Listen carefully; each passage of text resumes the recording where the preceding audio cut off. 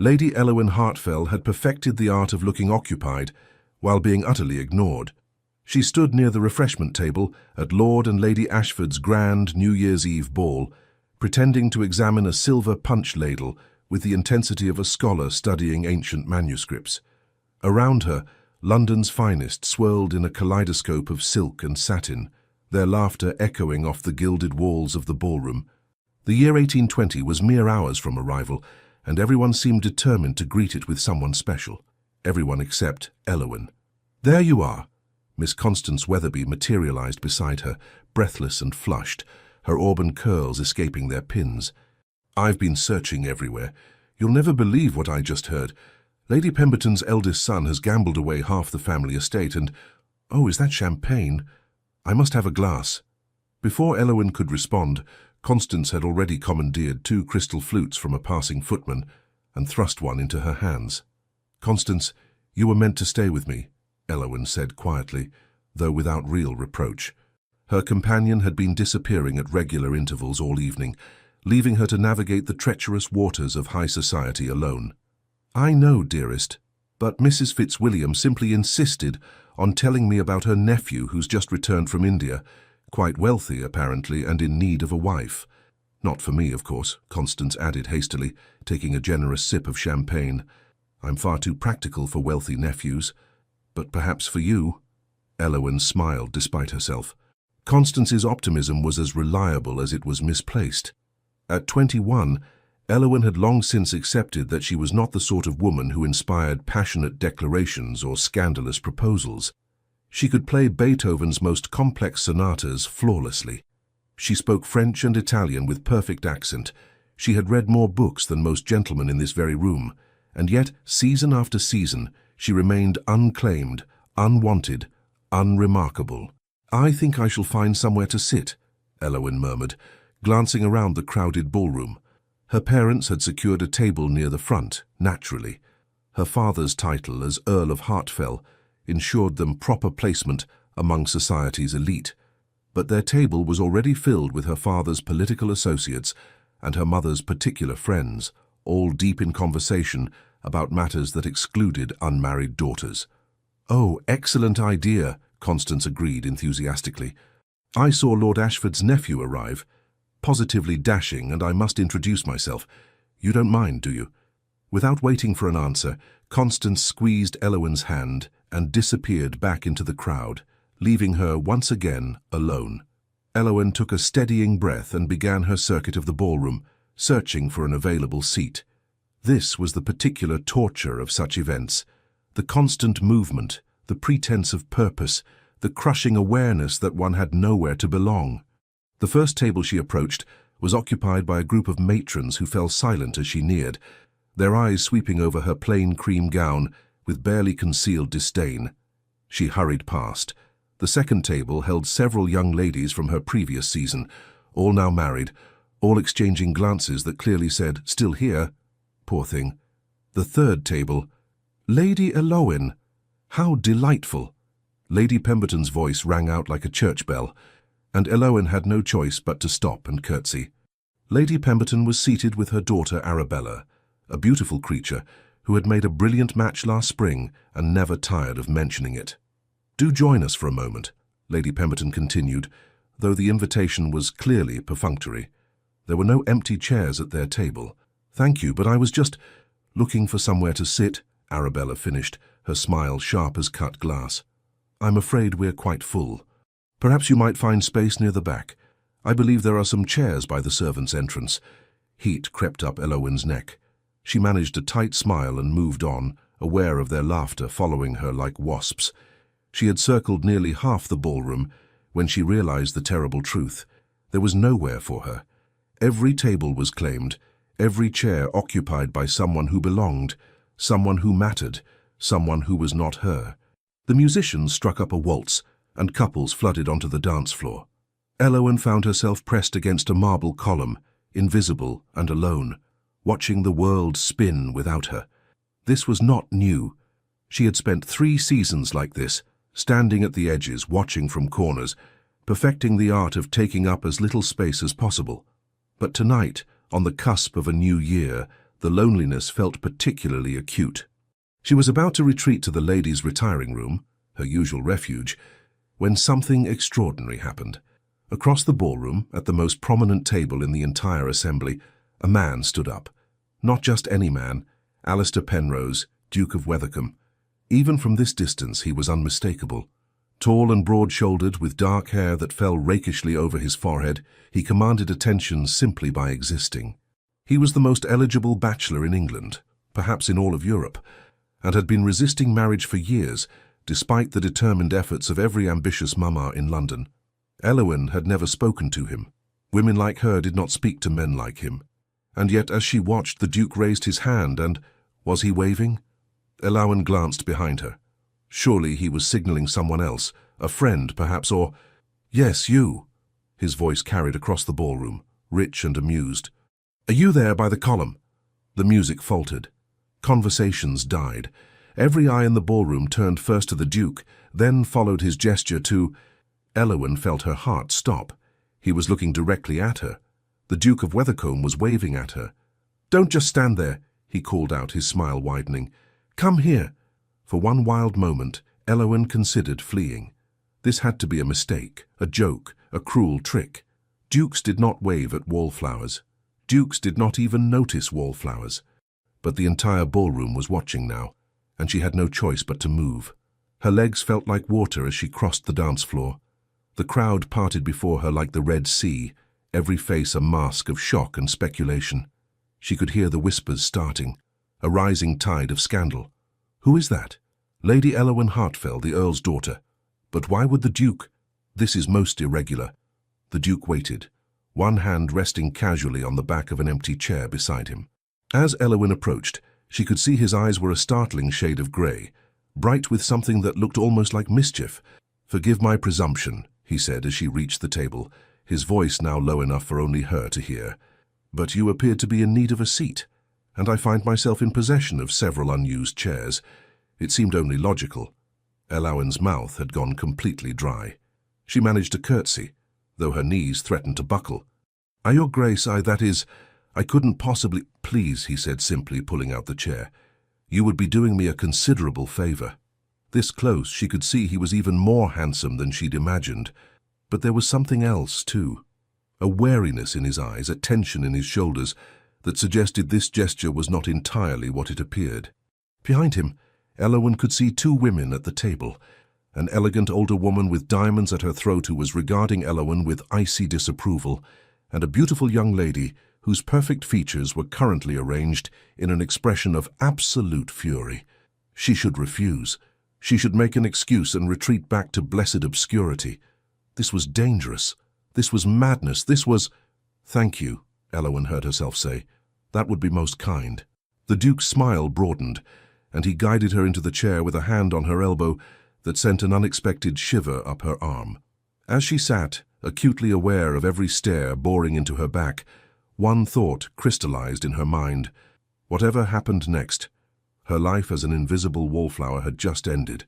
Whether that was a blessing or a curse remained to be seen. The moment Elowyn settled into the chair, she became aware of several things simultaneously. First, the chair was extraordinarily comfortable, upholstered in deep blue velvet, and positioned with a perfect view of the ballroom. This was the sort of seat she had never occupied in her life. Second, the silence at the table was deafening. The elegant older woman, whom Elowyn now recognized as the Dowager Duchess of Wethercombe, was staring at her as though she had sprouted horns. The beautiful young lady beside her looked ready to commit murder. Third, and most disconcertingly, the Duke had resumed his own seat directly beside her, close enough that she could smell the subtle scent of sandalwood and something else, leather perhaps, or tobacco. "Allow me to make introductions," the Duke said smoothly, seemingly oblivious to the glacial atmosphere. "Lady Elowyn Hartfell, may I present my mother, the Dowager Duchess of Wethercombe, and Lady Lavinia Brackenridge, daughter of the Marquis of Ashford." Elowyn's stomach dropped. Lady Lavinia was the hostess's daughter. This was rapidly becoming worse. "How do you do?" Elowyn managed, her voice barely above a whisper, the Dowager Duchess's lips pressed into a thin line. "Lady Elowyn, I don't believe we've had the pleasure." It was not a question, and the emphasis on pleasure made it clear that the Dowager Duchess found nothing pleasurable about this situation. "My daughter is being modest," a new voice interjected. "The Earl of Hartfell is my husband. We are well acquainted with your Grace's family, of course." Elowen's mother had materialized beside the table with the speed of a hunting falcon spotting prey. Lady Hartfell swept into a graceful curtsy, her face a study in delighted surprise, though Elowen knew her mother well enough to see the calculation behind her eyes. "Lady Hartfell," the Dowager Duchess acknowledged coldly, "how unexpected to find your daughter here." "Indeed. When Elowen told me the Duke had personally invited her to join his table, I could scarcely believe it. Such a singular honor."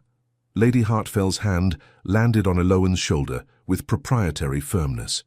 "My daughter has always been rather shy, you understand, but clearly His Grace has recognized her many accomplishments. She plays the pianoforte beautifully and speaks 3 languages." "Mother," Elowen whispered urgently, mortification washing over her in waves. "How fascinating," Lady Lavinia interrupted, her voice dripping with false sweetness. "I was not aware His Grace had developed an interest in accomplished wallflowers. How progressive of you, Alistair." The Duke's jaw tightened, almost imperceptibly. "I find genuine accomplishment far more appealing than empty flattery, Lavinia, a preference I would have thought obvious by now." It was a direct cut, delivered with aristocratic precision. Lady Lavinia's face flushed an unbecoming shade of crimson. "Alistair," the Dowager Duchess snapped, "apologize this instant." "I spoke only the truth, Mother." The tension at the table had escalated from uncomfortable to unbearable. Lady Hartfell, sensing an opportunity for strategic retreat, squeezed Elowen's shoulder one final time. "Well, I shall leave you young people to become better acquainted. Elowen, I expect you shall tell us all about it later." She swept away, leaving Elowen trapped between the Duke's inexplicable hospitality and his family's obvious hostility. An awkward silence descended, broken only by the distant strains of the orchestra and the persistent whispers from surrounding tables. "So," the Duke said at length, turning to face Elowen with what appeared to be genuine interest, "3 languages? That's quite impressive." Elowen blinked. Was he actually attempting conversation? "French and Italian, Your Grace." "Hardly remarkable. On the contrary, I find most people can barely manage 1 language properly, let alone 3. Do you also torture yourself with Latin?" Despite her terror, Elowen felt a smile tug at her lips. "Only enough to read the classics. My father insists that a well-rounded education requires at least a passing familiarity with dead languages." "A man of good sense. And the pianoforte? Your mother mentioned—" "Alistair," the Dowager Duchess interrupted sharply, "I must speak with you privately. We are at a ball, Mother. Privacy is rather difficult to achieve. Nevertheless, Lady Elowen has only just arrived. It would be unconscionably rude to abandon her immediately." The Duke's tone was pleasant, but there was steel beneath it. "Surely even social convention, which you hold so dear, would agree." The Dowager Duchess's nostrils flared, but she subsided, though her eyes promised retribution. Lady Lavinia, however, was not so easily deterred. She leaned forward, her elaborate coiffure catching the candlelight, and fixed Elowen with a smile that could have curdled milk. "Lady Elowen, isn't it?" she purred. "I don't recall seeing you at any of the important events this season. Have you been unwell?" It was a masterful attack, seemingly concerned, actually vicious. The implication was clear. Elowen was so unimportant that her absence had gone unnoticed. "I've attended most events," Elowen replied quietly. "I simply prefer observation to spectacle." How very philosophical. Lavinia's laugh was like breaking glass. "Though I confess I cannot imagine choosing to be a spectator when one might be a participant. Dancing, for instance. Surely you dance." "When invited, yes." "And how often is that?" "Lavinia," the Duke said warningly. But Lavinia was warming to her theme, her spite sharpening with each word. "I only ask because I've always believed that if one never receives invitations to dance, it might be a sign that one ought to reconsider their approach. Perhaps choose more flattering gowns, or learn to smile more readily, or—" "Perhaps," Elowen interrupted, surprising herself with the steadiness of her voice, "some gentlemen value conversation over costume, though I understand such men may be rare in certain circles." For one heartbeat, Silence reigned. Then the Duke laughed, a genuine, delighted sound that drew every eye in their vicinity. "Well said," he exclaimed, his grey eyes dancing with amusement. "I couldn't have phrased it better myself." Lady Lavinia looked as though she'd been slapped. The Dowager Duchess appeared on the verge of apoplexy, and Elowen felt a wild, reckless surge of something she hadn't experienced in years. Triumph. "You must forgive Lavinia," the Duke continued, still grinning. "She sometimes forgets that sharp tongues cut both ways." "I forget nothing," Lavinia hissed. "Unlike some people, I remember my position and my duty." "Elowen! There you are!" Miss Constance Weatherby descended upon the table like a whirlwind, all flying ribbons and breathless excitement. She dropped into the empty chair on Elowen's other side without so much as a curtsy, apparently oblivious to the identity of their table-mates. "You'll never believe what I just learned. Lady Pemberton's son didn't just gamble away half the estate. He gambled it to a woman. Can you imagine? A lady gambler. Though I suppose she must have been terribly clever to— Oh, Constance had finally registered the Duke's presence. Her eyes widened to the size of saucers. Oh my goodness, that is— I do beg your pardon, Your Grace, I didn't see you there. Well, I did see you, obviously one can hardly miss you, but I didn't realize— That is to say— Miss Constance Weatherby," Elowen interjected hastily. "My companion. Constance, His Grace the Duke of Wethercombe, the Dowager Duchess, and Lady Lavinia Brackenridge." Constance executed an awkward half-curtsy from her seated position, nearly knocking over a wine-glass in the process. "Such an honor. Though I must say I'm terribly confused about how Elowen ended up at your table, Your Grace.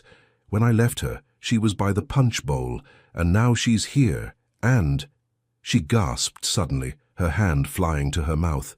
"Oh, did something scandalous happen? Was there drama? Did I miss everything important?" The Duke's grin widened. "I'm afraid the drama has only just begun." And he was right, because at that moment, the Dowager Duchess rose to her feet with the ominous grace of a gathering storm, fixed Elowen with a look of pure aristocratic disdain, and announced in a voice that carried across the ballroom, "I find myself in need of air. Lavinia, attend me." It was a command, not a request. Lady Lavinia stood as well, though reluctance showed in every line of her body. She bent close to the Duke's ear, her voice pitched low but not quite low enough. "This isn't over, Alistair. Whatever you think you're accomplishing with this stunt, I promise you it will end badly." Then she swept away in her mother's wake, leaving behind a trail of expensive perfume and palpable fury. The moment they were gone, Constance let out a long, low whistle. "Well," she declared cheerfully, "that was absolutely terrifying. What on earth did you do to anger them so?" The Duke leaned back in his chair, looking remarkably pleased with himself. "I invited Lady Elowen to sit down. Apparently that was sufficient provocation." "Sufficient provocation for what?" Elowen demanded. Her hands were shaking, she realized, and she clasped them together in her lap. "Your Grace, forgive me, but I must ask, why did you truly invite me here? You don't know me. We've never even been introduced properly until tonight." For the first time, the Duke's confident demeanor faltered slightly. He studied her face for a long moment, and Elowen had the unsettling sensation of being truly seen for the first time in her life. "The truth," he said finally, "if you please. Because my mother has spent the past 6 months attempting to force me into an engagement with Lady Lavinia.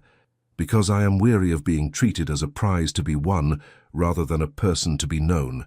And because—" He paused, and something shifted in his expression. "Because when I looked across this ballroom and saw you standing alone, I recognized something." "What?" Elowen whispered. "Someone else who doesn't quite fit in these gilded cages we call society." The honesty in his voice struck her like a physical blow. For 3 years she had believed herself alone in her isolation, a singular failure in a world of successes. But the Duke of Wethercombe, powerful, wealthy, coveted, was telling her he understood. "So this was an act of rebellion," she said slowly. "Not kindness. Can it not be both?" Before Elowen could formulate a response, Constance interjected with characteristic tactlessness. "This is wildly romantic. Though I must point out, Your Grace, if you wanted to avoid Lady Lavinia, you've chosen a rather dramatic method. Couldn't you simply have told her you weren't interested?" The Duke laughed ruefully. "I have. Multiple times. But my mother and Lady Ashford have been planning this match since Lavinia and I were children. They are persistent. Hence the public humiliation? Elowen asked. Hence the public statement, he corrected. Though I confess, I didn't anticipate it becoming quite so theatrical. You waved at me from across the ballroom and shouted loud enough to stop the music, Elowen pointed out. What exactly were you anticipating? A fair question. The Duke had the grace to look slightly sheepish. I suppose I didn't think it through entirely. A recurring problem with men of your station, Constance observed wisely, as though she encountered dukes regularly. My uncle was the same way. All grand gestures, no forethought. It's the privilege, you see. You're so accustomed to people accommodating your whims that you forget actions have consequences. Constance, Elowen hissed. But the Duke was nodding thoughtfully. Your friend is remarkably perceptive. She's quite right. I've put you in a difficult position, Lady Elowen, and I apologize. By tomorrow morning, every gossip in London will be speculating about our connection. They're already speculating, Constance pointed out cheerfully, gesturing toward the dozens of people who were still staring unabashedly at their table. Elowen's stomach churned. This was exactly what she'd always avoided. Attention, scandal, the cruel scrutiny of society's judgment. She should be furious. She should stand up and walk away, consequences be damned. And yet, the Duke was watching her with those remarkable grey eyes, and she could see genuine concern there, tinged with something that might have been hope. What happens now? She asked quietly. He smiled. A real smile this time, not the practiced charm he'd shown before. Now? Now I believe we have a conversation. A genuine one, free from pretense or expectation. And then, if you're willing, perhaps a dance. I've been told I'm tolerable at the waltz. Just tolerable? Constance inquired with interest. I'm attempting modesty. It's not my strongest attribute. Despite everything, the stares, the mortification, the impossible situation, Elowen laughed. It bubbled up from somewhere deep inside, unexpected and genuine, and once it started she couldn't quite stop. The Duke's answering grin was like the sun breaking through clouds. Tell me, he said, leaning forward with evident interest, which classic author do you prefer, Ovid or Virgil? And just like that, as midnight crept closer and the ballroom buzzed with scandal, Lady Elowen Hartfell found herself having the most extraordinary conversation of her life, with a Duke who had waved at her across a crowded room, with a Duke who, impossibly, seemed to actually enjoy talking to her, with a Duke who was looking at her as though she were not invisible at all, but rather the only person in the room worth seeing. It was, Elowen thought with dizzy wonder, the strangest beginning to a new year she could have possibly imagined, and somewhere, in a distant corner of her heart where hope had long ago withered, something small and fragile stirred back to life. The conversation flowed with surprising ease. Elowen discovered that the Duke had strong opinions about Ovid, too focused on transformation, not enough on consequence, and that he'd recently acquired a first edition of Paradise Lost that he was absurdly proud of. She learned that he'd travelled extensively throughout Europe before his father's death had recalled him to his duties, and that he harboured a secret passion for architecture. I designed a new stable block for Weathercombe Hall, he confessed, his eyes lighting with genuine enthusiasm. My mother was horrified, said it was beneath my station to concern myself with such practical matters, but it's the finest stable in 3 counties, and I'll defend that claim to anyone. I should like to see it, Elowen said, then immediately wished she could snatch the words back. Ladies did not express interest in visiting gentlemen's estates. Ladies did not. Would you truly? The Duke's face brightened. It's not the usual attraction I offer ladies. Most prefer the portrait gallery or the gardens. But the stable has a ventilation system I designed myself, and the horses are far happier for it. I grew up in the country, Elowen explained, feeling her shyness retreat slightly in the face of his obvious passion. We kept horses, though nothing so grand as a Duke's stable, I'm sure. But I loved them. The smell of hay and leather, the sound of hooves on cobblestones. London is too crowded, too noisy. I miss the quiet. As do I, he said softly. Sometimes I think we'd all be happier if we could escape these endless balls and simply be ourselves. But Your Grace, Constance interjected. She'd been listening with rapt attention, occasionally interjecting commentary. If you didn't attend balls, how would you meet eligible young ladies? Perhaps I wouldn't, the Duke replied with a grin, and perhaps that would be no great loss. Present company accepted, of course. Elowen felt heat creep into her cheeks. She was acutely aware of his proximity, of the way his attention never wavered from her face, of the strange fluttering sensation in her chest that intensified whenever their eyes met. This was dangerous.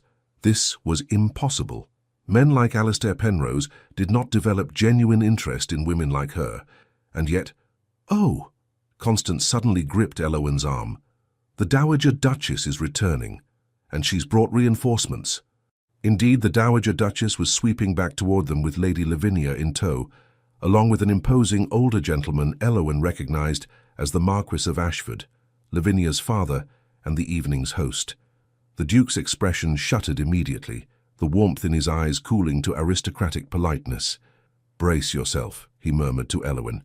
"This is about to become unpleasant."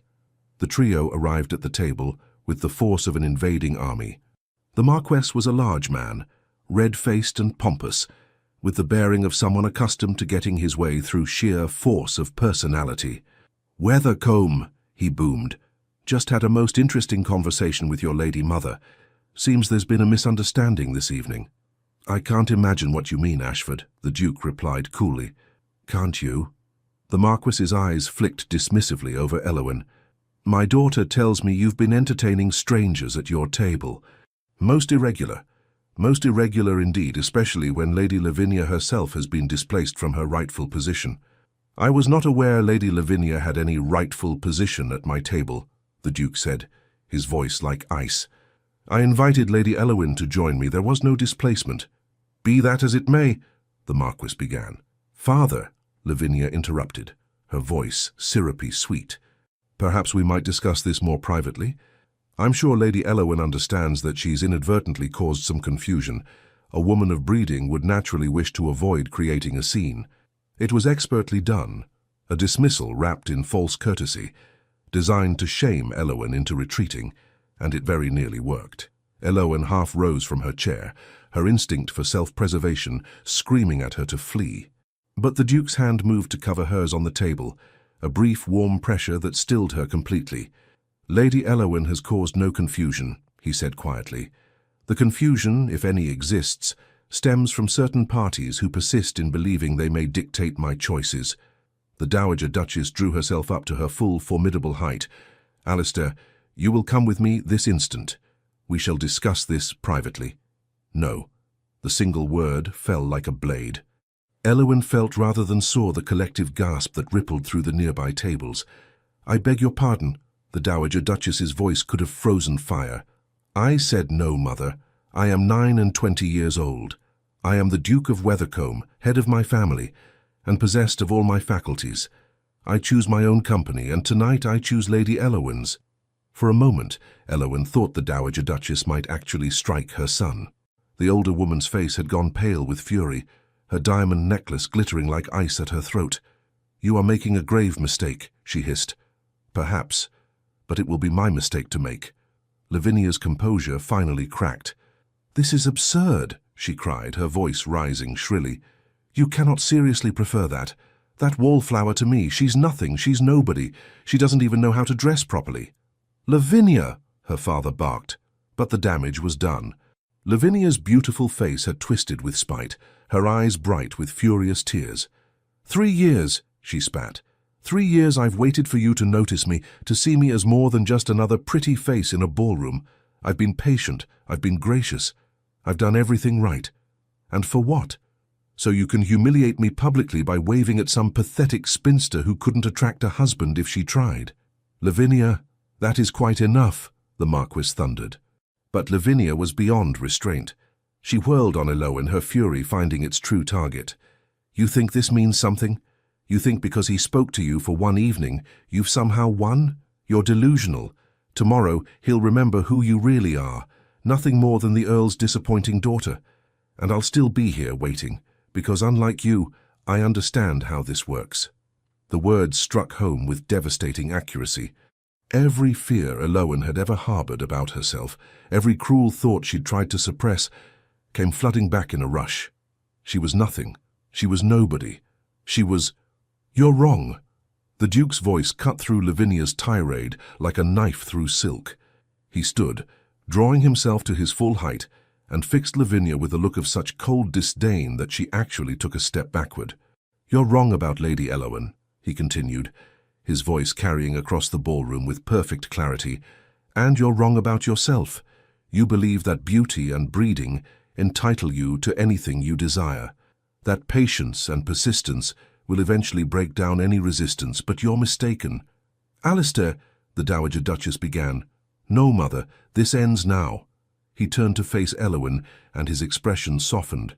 "Lady Elowen, would you do me the honor of dancing with me? I believe they're about to begin the midnight waltz."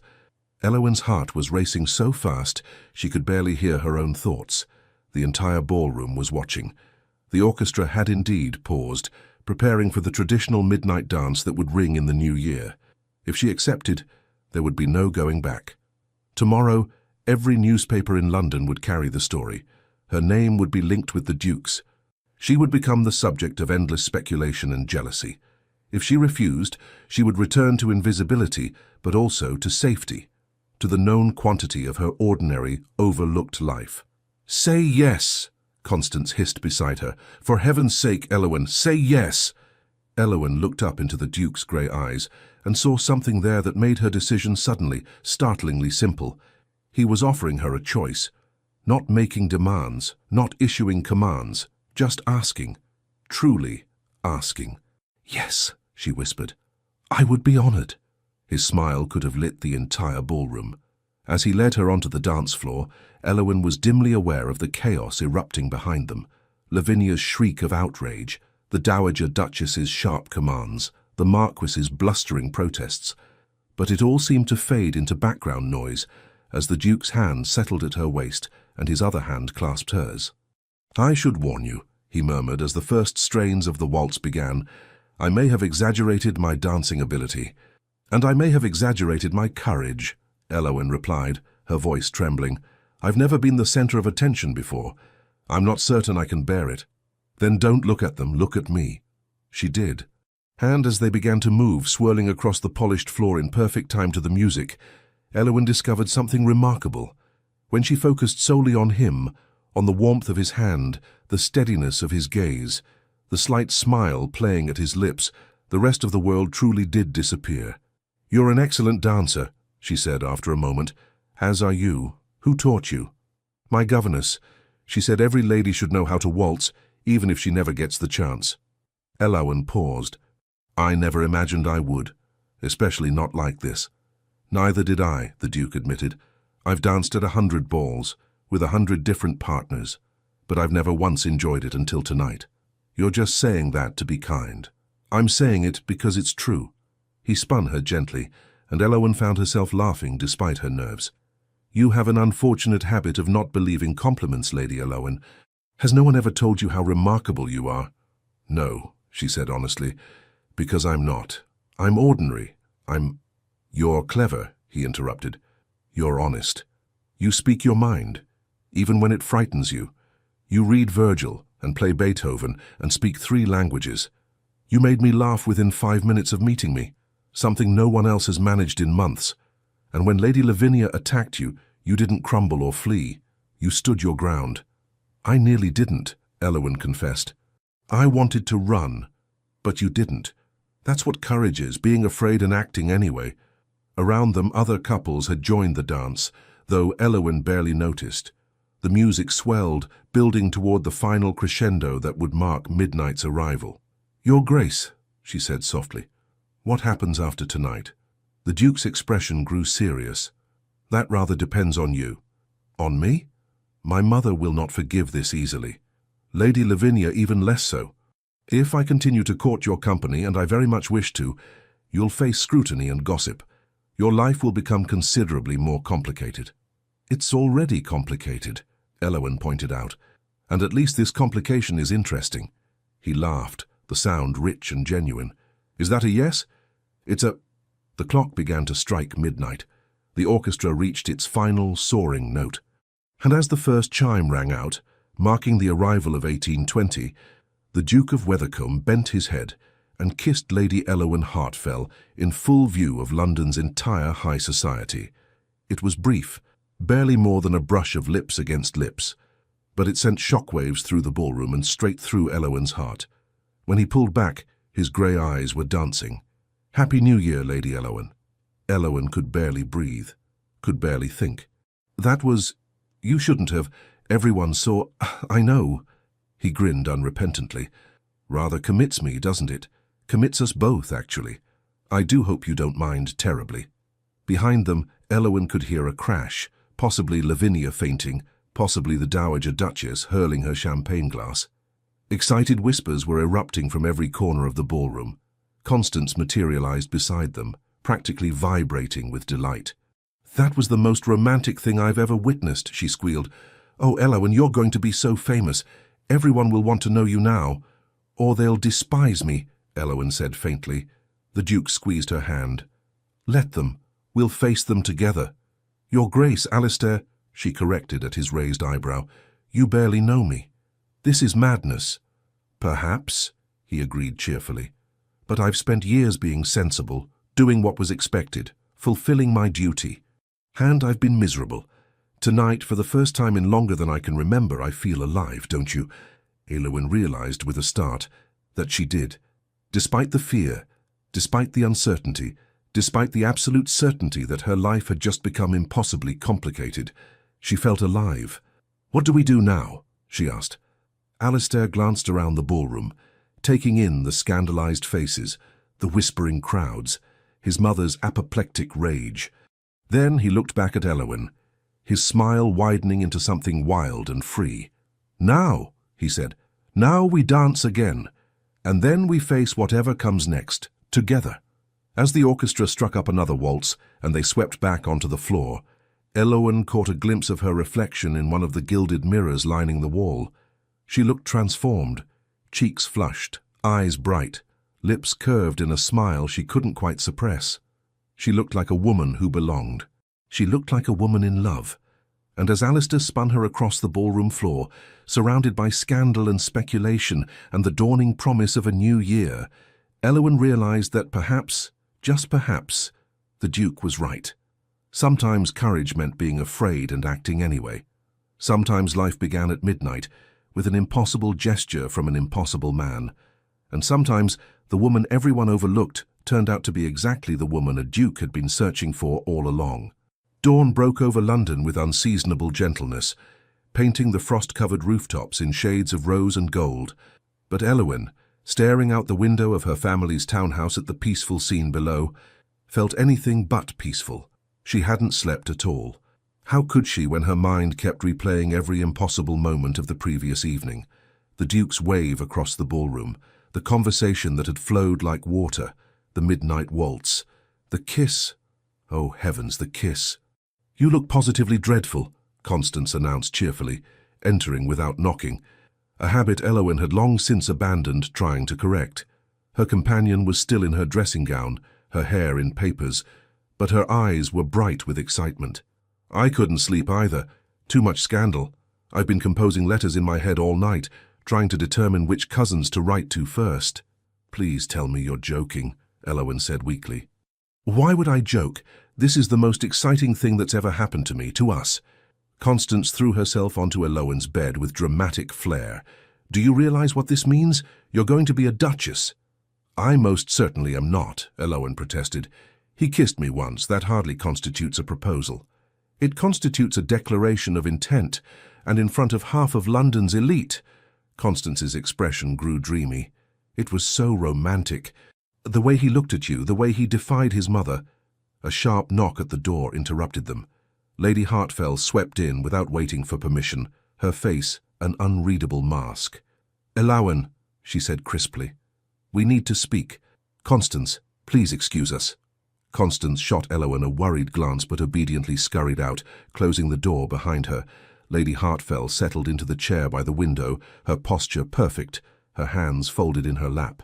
For a long moment she simply studied her daughter. "I won't pretend I understand what happened last night," she said finally. "When your father and I left the ball, you were standing by the refreshment table. When we returned, you were dancing with the Duke of Weathercombe." in front of everyone at midnight. Mother, I can explain. Can you? Lady Hartfell's expression remained neutral. Can you explain why the most eligible bachelor in England suddenly decided to court public scandal by singling you out? The words stung, even though Elowen had been asking herself the same question all night. I don't know, she admitted. He said he was tired of pretense, that he wanted genuine conversation. And you believed him? I did. I do. Lady Hartfell's mask cracked slightly, revealing something Elowen rarely saw: genuine concern. Elowen, I need you to understand something. The Duke of Weathercombe is not simply a wealthy man. He is one of the most powerful figures in England. His choices have consequences, political consequences, social consequences. If he's decided to pursue you, it's not because he's overcome with sudden romantic passion. Men of his station don't make such decisions lightly. You think he's using me, Elowen said quietly, to escape Lady Lavinia.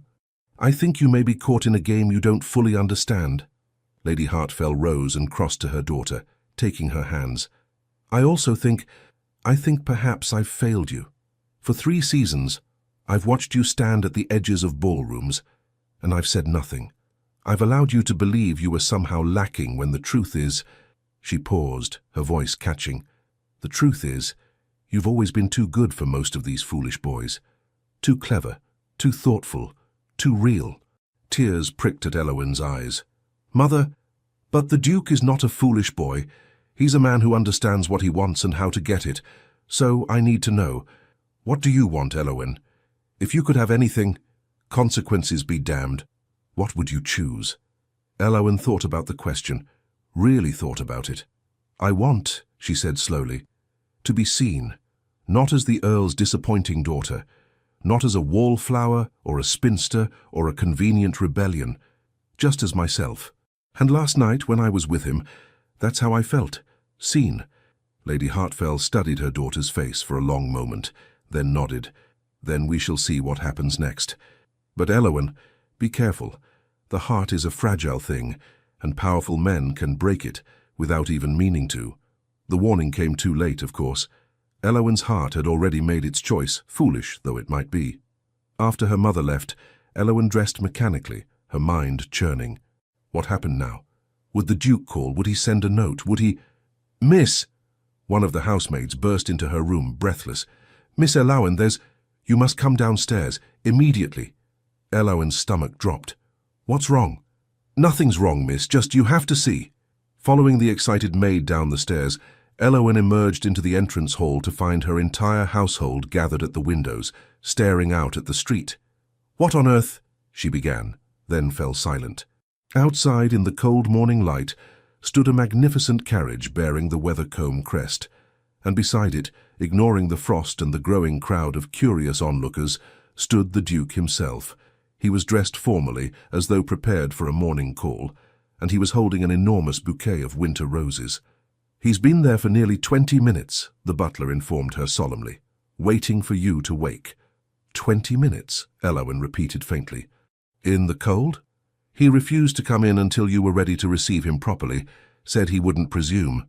Constance appeared at Elowen's elbow, nearly bouncing with excitement. Go out there. Don't make him wait any longer. But I haven't. Elowen looked down at her simple morning dress, her unpinned hair. I'm not ready for visitors. He doesn't care.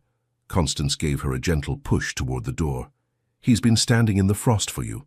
The least you can do is go speak to him. Taking a deep breath, Elowen stepped outside. The Duke's face lit up when he saw her. He executed a perfect bow, somehow managing to make the gesture seem natural while holding a bouquet the size of a small sheep. Lady Elowen, he said formally, I hope I'm not calling too early. I wanted to speak with you before the rest of London descends.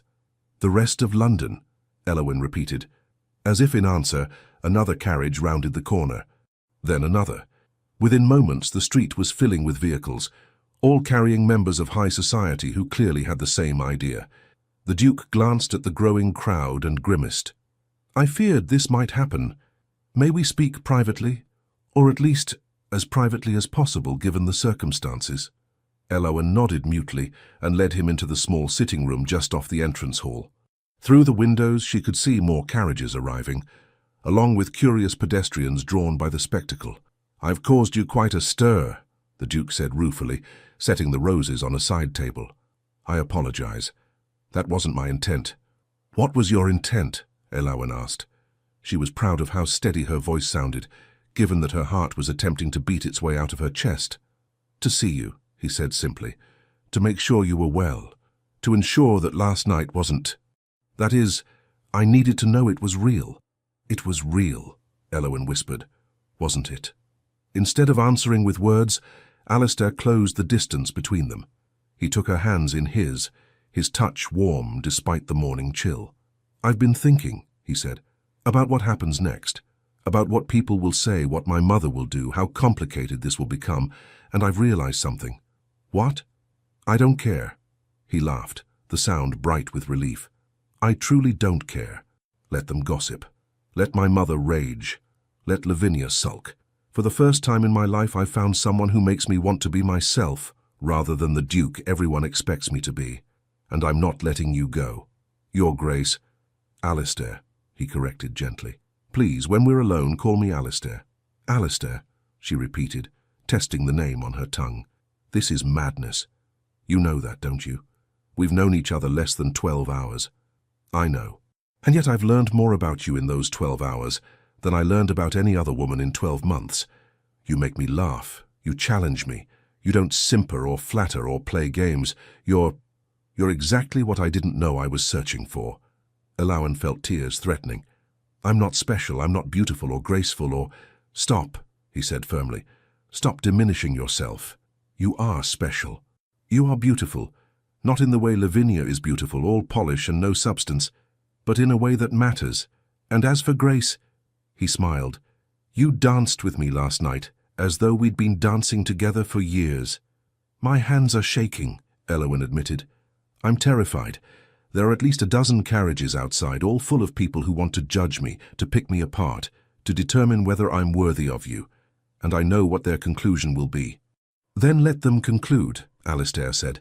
"Their opinion matters not at all to me, only yours does." A knock at the door interrupted them. Lady Hartfell entered, followed by the Earl, Elowyn's father, looking befuddled but intrigued by the morning's developments. "Your Grace," Lady Hartfell said with a curtsy, "forgive the interruption, but there are approximately 20 members of the Ton currently gathered on our doorstep, and more arriving by the minute. I thought you should be made aware." "I suspected as much," Alistair replied. He glanced at Elowyn, then back at her parents.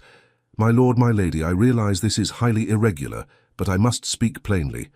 I wish to court your daughter, properly, publicly, with the intent of marriage should we both find ourselves suited." The Earl's eyebrows climbed toward his hairline.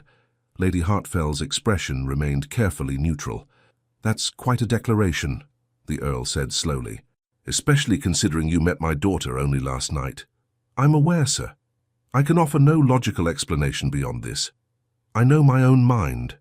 I've known it since I was old enough to think for myself. And I know that I wish to spend more time with Lady Elowyn, to learn whether this feeling..." He looked at Elowyn and his expression softened. "Whether this feeling might grow into something lasting. And if we refuse," Lady Hartfell asked coolly, "then I will respect your wishes, of course. But I hope you won't." Alistair's voice took on a note of steel. "I hope you'll give your daughter the opportunity to make her own choice." The Earl looked at his wife, then at Elowyn. "What do you say, daughter? Do you wish to encourage his Grace's suit?" All eyes turned to Elowyn. This was the moment, the choice that would determine everything that came after. She thought about her mother's warning, about the complications, the scandal, the very real possibility of heartbreak. She thought about 3 years of standing alone at balls, of being invisible, of believing she would never be chosen. And she thought about last night, about feeling seen, about dancing, about a midnight kiss that had turned her world upside down. "Yes," she said clearly, "I do." The Duke's smile could have lit the entire house. "Then that's settled," the Earl declared, looking somewhat bemused by the entire situation. "Though I must say, Your Grace, you certainly don't do things by halves." "Never, sir. I find half measures unsatisfying. You should know," Lady Hartfell interjected, "that your mother has already called twice this morning. She seemed displeased." Alistair's expression hardened slightly. I imagine she was. She'll have to accustom herself to disappointment. And Lady Lavinia is not my concern. He turned to Elowen. Though I must warn you, she won't accept this gracefully. There will be unpleasantness. I can bear unpleasantness, Elowen said with more confidence than she felt, especially if— She paused, feeling herself blush. Especially if I don't have to face it alone. Never alone, Alistair promised. That's rather the point. A commotion from the entrance hall drew their attention. Raised voices, the sound of someone arguing with the butler. Speaking of unpleasantness, Lady Hartfell said dryly, that sounds like the Dowager Duchess. She was right. Moments later, the Dowager Duchess swept into the sitting room like an avenging angel, with Constance trailing behind, wringing her hands. I tried to stop her, Constance squeaked, but she just swept right past. Alistair, the Dowager Duchess said icily, ignoring everyone else in the room. We are leaving now. No, Mother, we are not. I beg your pardon? I said no. Alistair's voice remained calm but firm. I'm calling on Lady Elowen, as is proper. You have no authority to prevent me. The Dowager Duchess's face flushed with anger. I am your mother. I raised you. I have every authority. You raised me to be Duke, Alistair interrupted, to understand duty, honour, responsibility, and part of that responsibility is making my own choices about my future. I'm choosing Lady Elowen. You've known her for one evening. One evening, Alistair. This is infatuation, nothing more. It will pass. Perhaps, Alistair agreed, or perhaps it won't. But either way, I intend to find out. The Dowager Duchess turned her icy gaze on Elowen. You did this deliberately. You schemed, you plotted. I did no such thing, Elowen found herself saying, her own temper rising. I was standing alone. Your son invited me to sit, that's all. I didn't ask for any of this. And yet you accepted it readily enough. How convenient for you, to catch the interest of a duke. I suppose you think yourself very clever. Mother, that's enough, Alistair said sharply. But Elowen stepped forward, her chin lifted. You're right about one thing, Your Grace. I am not clever. If I were clever, I would have refused your son's invitation and avoided this entire situation. But I didn't refuse, because for once in my life, someone actually wanted to talk to me, to know me, and I was lonely enough, yes, lonely, to accept that gift, even knowing what it might cost. The room fell silent. The Dowager Duchess stared at Elowen as though seeing her for the first time. You think you're lonely? She said finally, and something in her voice had shifted. You think you understand loneliness? I know I've spent 3 years being invisible, Elowen replied quietly. I know what it feels like to watch everyone else dance while you stand in the corner. I know what it's like to believe you'll never be chosen. So yes, Your Grace, I do understand loneliness.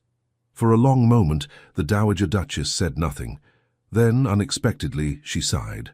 You're impertinent, she said, and far too honest for your own good. But you're not stupid, which is more than I can say for most of the empty-headed girls my son has been subjected to. She turned to Alistair. If you insist on pursuing this foolishness, at least have the decency to do it properly. No more public displays, no more scandals. Court her respectably, or don't court her at all. It wasn't approval, not exactly, but it wasn't outright opposition either. Alistair bowed formally. Thank you, Mother. The Dowager Duchess sniffed. Don't thank me yet. If this ends badly, I'll be well within my rights to say I told you so. She swept toward the door, then paused. Lady Elowen. Yes, Your Grace. If you hurt my son, I will make your life exceptionally unpleasant. Am I understood? Elowen swallowed hard. Perfectly, Your Grace. Good. And with that, the Dowager Duchess departed, leaving a stunned silence in her wake. Well, Constance said brightly, breaking the tension. That went better than expected. Everyone turned to stare at her. What? She didn't forbid the match. She only threatened Elowen with social destruction if it ends badly. That's practically a blessing in aristocratic terms. Despite everything, Elowen laughed. The sound started small and grew, and soon she was laughing so hard she had to sit down. Alistair joined in, his own laughter bright and genuine, and even the Earl chuckled. This family is mad, Lady Hartfell observed, but there was fondness in her voice. Madness seems to be contagious, Alistair agreed, grinning. He turned to Eowyn. So, shall we brave the crowd outside? Make this official? Eowyn's stomach fluttered with nerves, but when she looked at Alistair, at his encouraging smile, his outstretched hand, the promise in his eyes, she found her courage. Yes, she said. Let's. They emerged from the house together to find the street absolutely packed with curious onlookers. Carriages lined the road in both directions. Members of the ton stood on doorsteps and leaned from windows, all desperate to witness whatever happened next.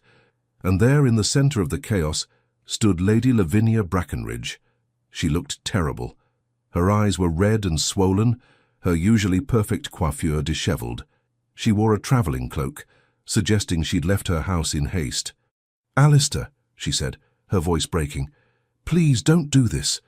The Duke's expression softened with something like pity. "Lavinia, I love you," she interrupted desperately. "I've loved you since we were children. Everything I've done, everything I've been, it was all for you, to be worthy of you. And now you're throwing that away for her." She gestured wildly at Eowyn. "She's nothing special. She can't give you what I can." "What can you give me, Lavinia?" Alistair asked gently. "Besides your father's political connections and a lovely face? I can give you a proper duchess, someone who understands this world, who knows how to manage a household, someone who would make me miserable," Alistair finished. "Lavinia, I'm sorry, truly, but you don't love me. You love the idea of being a duchess. There's a difference." "That's not true." Tears were streaming down Lavinia's face now. "I do love you. I would do anything for you." "Then be happy for me," Alistair said. "Let me go. Find someone who will love you for who you are, not what you represent. There is no one else," Lavinia whispered brokenly. "There's only ever been you." Eowyn felt an unexpected surge of sympathy. She knew what it felt like to want something desperately and believe you'd never have it, to watch others get what you craved while you stood alone. "Lady Lavinia," she said quietly, stepping forward, "I know you don't want to hear this from me.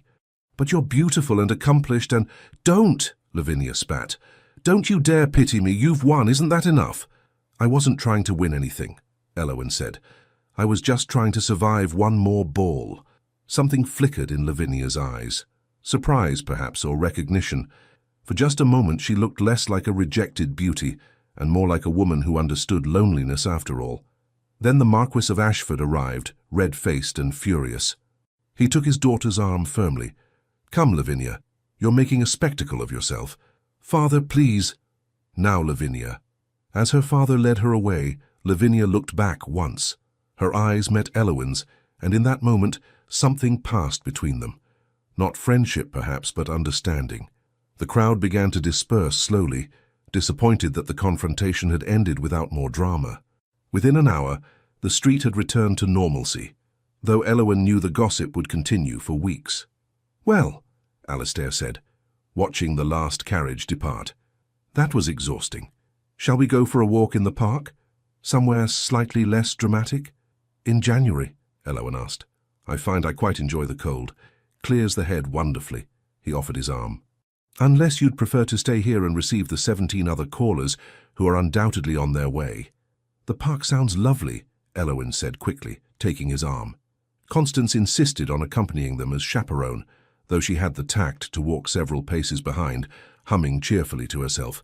As they strolled through Hyde Park, the frost crunching beneath their feet, Eowyn felt some of her tension finally ease. The morning's drama receded, replaced by the simple pleasure of Alistair's company. "Tell me something," he said after a comfortable silence. "What do you actually want? Not what you think you should want, or what others expect. What would make you happy?" Eowyn considered the question carefully. "I want," she said slowly, "to be useful, to matter. I've spent so long feeling like I'm just taking up space, waiting for my life to start. I want to do something meaningful." "Such as?" "I don't know exactly. Perhaps work with the charity schools? I love children and I've always thought I could teach. Music, languages, even just basic reading." She glanced at him nervously. "I know that's not very Duchess-like." "On the contrary," Alistair said warmly, "it's exactly Duchess-like. My grandmother ran 3 charity schools and a foundling hospital. said it was the most important work of her life. Truly, truly. The Weathercombe estate has always been involved in local welfare. It's part of our responsibility. I'd be honored if you wanted to continue that tradition.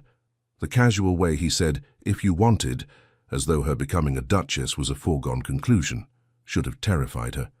Instead, it sent a warm glow through her chest. They walked on, talking about everything and nothing. Alistair told her about his estate, his horses, his plans for improving tenant housing. Eowyn shared her love of music, her secret dream of composing her own pieces someday. I'd like to hear you play, he said. Perhaps you might visit Weathercombe Hall, with your parents, of course, and the indefatigable Miss Constance as chaperone. I would like that very much. Then consider yourself invited. Next week? Next week, Eowyn agreed, her heart soaring. As they completed their circuit of the park and returned to Elowyn's house, Alistair paused at the doorstep. I should let you rest, he said. Last night was overwhelming and this morning even more so. But Lady Eowyn, I want you to know something. Yes? This isn't a passing fancy. It's not rebellion or impulse. When I look at you, I see someone I could build a life with. A real life, not just an arrangement. He took her hand gently. I know it's early. I know we have much to learn about each other. But I wanted you to know where I stand. Eowyn felt tears prick her eyes. Where I stand, she said softly, is beside you, for as long as you'll have me. His smile was like sunrise. Then I believe we understand each other perfectly. He kissed her hand, a proper, respectful gesture this time, and departed, leaving Eowyn standing on the doorstep with Constance, watching his carriage disappear around the corner. Well, Constance said, sighing happily, that was the most romantic morning I've ever witnessed. And I once saw Lord Pemberton propose to his wife at a musicale, though that ended badly when it turned out he was already married to someone else. But this is true love. Eowyn laughed, linking her arm through her friend's. Don't let's get carried away, it's only been one day. Sometimes one day is all it takes, Constance replied wisely. Sometimes the heart knows immediately. As they entered the house, Eowyn thought about those words. Could the heart truly know so quickly? Was it possible to feel this certain about someone you'd just met? She didn't know, but she knew she wanted to find out.